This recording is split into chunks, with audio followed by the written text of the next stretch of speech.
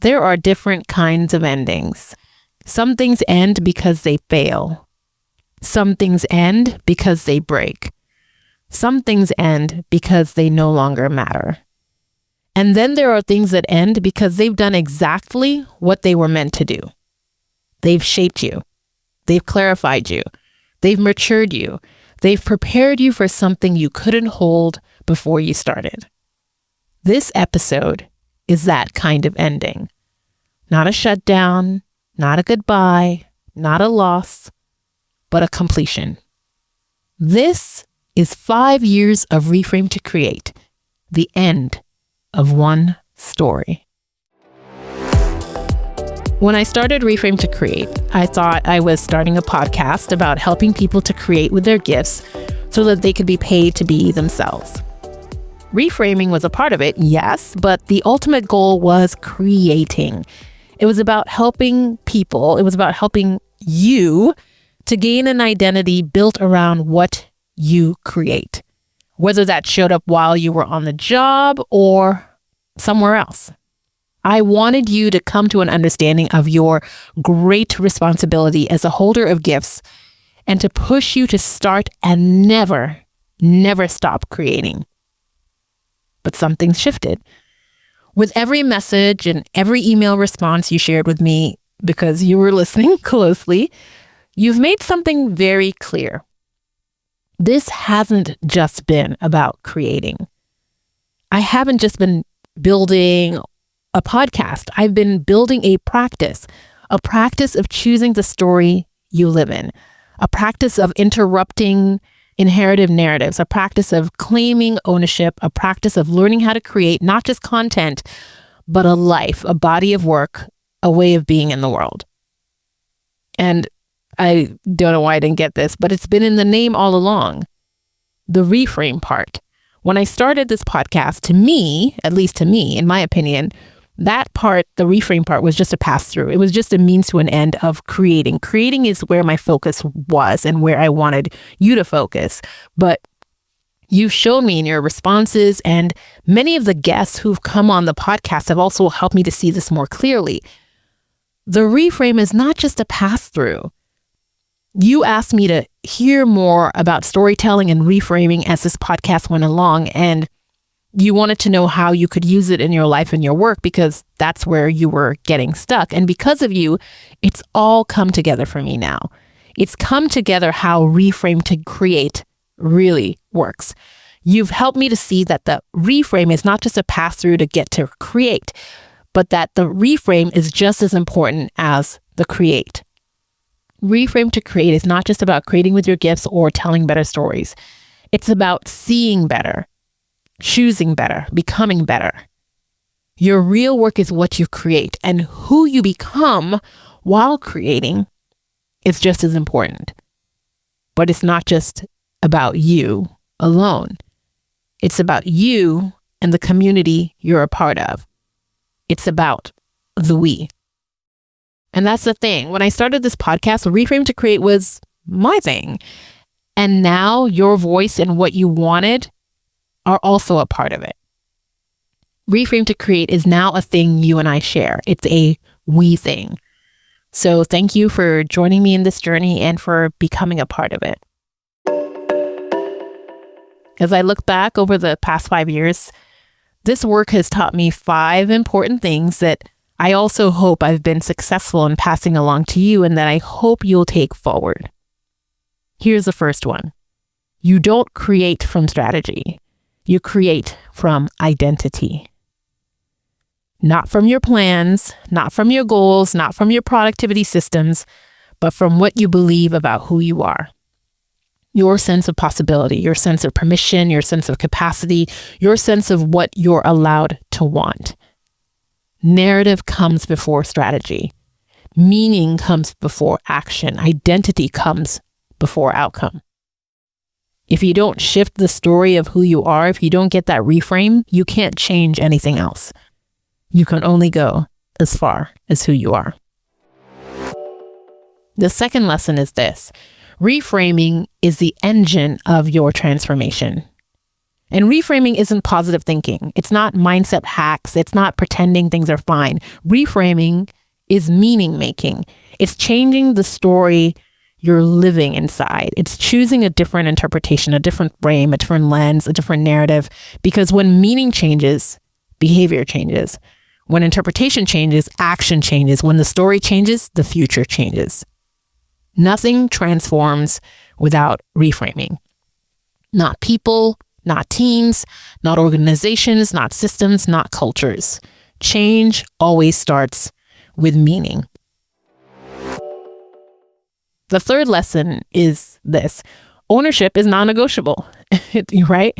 I kept telling you to create, but it's not enough just to create. You have to own what you create. Not in a, egotistical type of way, not in a controlling way, or not in a way that's, performative or about being visible, but in a responsible way.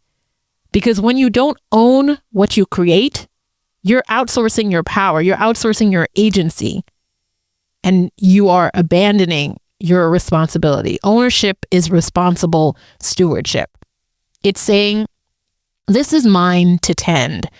This is mine to shape. This is mine to be accountable for. This is mine to protect. This is mine to grow. This is mine to offer in service to those who I am here to serve. When you, or when we stop owning what we create, then we become fragmented and we are giving up our responsibility to steward the gifts that we're here to offer in service. So ownership is non-negotiable. The other thing I've learned, the fourth lesson, is that creating is relational. It's not solo. I started out thinking of this as a solo project. Everything about Reframe to Create was helping you to create as an individual, me creating as an individual. And creating is not individual. I mean, there's an aspect of it that is, but it's not just individual. Because everything is relational. Even personal things. And when we are becoming personally, that's relational. Even private identity is social. Even our inner work is shaped by outer mirrors. We are formed in relationship. We are named in relationship. We are shaped in relationship. Everything happens in relationship. No one becomes alone. No one creates alone. No one transforms alone. And so your story is always co-authored. Your identity is always co-constructed. Your meaning is always co-created. Agency doesn't disappear in community. It actually expands. And the best things that we can create will be co-created with others. And the fifth lesson is that story is not performance, right? It's not branding. It's not content. It's not about polish or about visibility.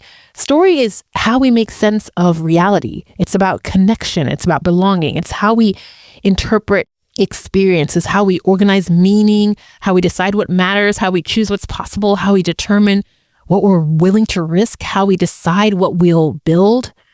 Story is not what we tell people. It's how we see the world and how we act because of what we see. So when I look back on Reframe to Create in these last 5 years, I don't see episodes. I see identity shifts. I see meaning shifts. I see agency shifts. I see this sort of coherence emerging and all this learning that was happening for me with you in community as well. I see you, I see me, I see my clients learning to choose their story instead of living inside of one that they've inherited. And this work has not just been about storytelling.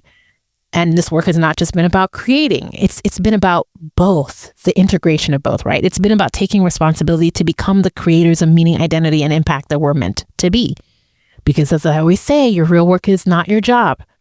It's not your title. It's not your role. It's not even the name of the titles and roles that you have in organizations, or even the name of your organization or the name of your team. Your work, your solo work, as well as your work done in community, is what you create, the real work. It's what you create on your own. It's what you create in community. It's who you become while creating, both who you become on your own and who you become in community. So here's what's changed for me in this last 5 years and at the end of this 5 years. I don't just feel called to tell better stories anymore. I feel called to help build better realities. I don't feel drawn to personal narrative alone. I feel drawn to collective narrative. I don't feel focused only on individual becoming. I feel oriented towards collective becoming. I don't just feel compelled by personal transformations, but I'm also committed to shared transformation. My questions have changed. My lens, my scale, the scale of the lens that I'm looking through has changed. My sense of responsibility has changed. My understanding of what leadership has changed. So much has changed. So much has grown. So much has expanded. And I owe a lot of it to you and to the guests who've come on the show. So this is the end of one story. Not because it failed, not because it ran out of meaning, not because it, stopped working or because it lost relevance, but because it did its job. It's formed me, it's clarified me, it's prepared me, it's matured me, it's stretched my imagination of what's possible. And I hope it's done the same for you. And I'm about to enter a new season.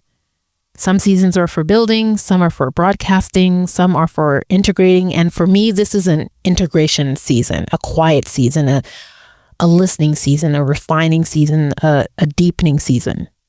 Not absence, but incubation. The work is moving from individuals to collectives, from personal narratives to collective narrative, from identity to systems, from self-ownership to shared ownership, from meaning making to world making. From me to we. Not louder, but deeper. Not faster, but wider. Not bigger in volume, but bigger in responsibility. So what does this mean? It means this podcast is going to be on hiatus for a while. And what will I be doing while I'm away from your ears? Well, I'll be spending more time in person with you and your teams and your organizations. If you listen to episodes 122 through 125, you know I have a process for helping teams to shift their narrative identity so that they can innovate and create after a period of feeling stuck. In those episodes, I shared that the 3 steps are to 1, reveal, then 2, reclaim, and finally 3, reframe your narrative identity so that you and your team can reframe to create. While I'm away, I'll be partnering with teams and organizations like yours to do this work. And guess what? If you want your organization or a team to be one of the ones I work with, then now's your chance to get in on this. You can email me at joy@reframetocreate.com with the subject, narrative identity, so that you can learn more about this package and how it can support you and your team to get unstuck and finally reframe to create. Know what else you can do in the meantime? There are 125 other episodes that are still here for you. But don't just listen to your favorites. Share them, talk about them, and invite others to join you in putting what I shared in these episodes into practice. I still want to hear from you in the meantime. I want to know what's going on with you on your journey and what you're up to. Stories don't end when the microphone turns off. They end when they stop shaping who we are. And this Reframe to Create story has shaped me and will continue to shape me. It has shaped how I see, how I lead, how I create, how I serve, and shaped what I believe is possible. And I hope it's shaped you and given you the reframe that you've needed right when you needed it. And I owe so much of this to you. Thank you for listening. Thank you for helping me to learn and grow and be better. And thank you also to all my guests who were part of this journey in making this happen. So this isn't goodbye. It's a pause at the threshold, the end of one story, and the quiet beginning of another. And your assignment remains the same. Keep asking yourself, what will I create? And keep asking yourself in community, what will we create? This is Reframe to Create.